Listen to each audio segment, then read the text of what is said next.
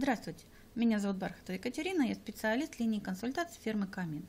В этом видео мы рассмотрим, какие настройки нужно сделать в программе Камин «Расчет заработной платы» версии 5.0 для формирования реестра с указанием кода вида дохода и суммы взысканий по исполнительным листам при выплате зарплаты через банк. С 1 июня 2020 года частью 3 статьи 98 Закона 229 ФЗ на лиц, перечисляющих на счет должника в банке или иной кредитной организации заработную плату и иные доходы, возлагается обязанность указывать в расчетном документе сумму, взысканную по исполнительному листу. В настройках документов «Выплата зарплаты», «Выплата дивидендов» на закладке «Выгрузка в файл» добавлен реквизит «Код вида дохода».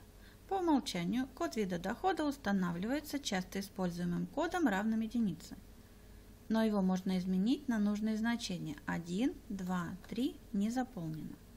Также по умолчанию устанавливается настройка «Заполнять сумму взыскания». Если сумму взыскания заполнять не нужно, то нужно снять данный флажок.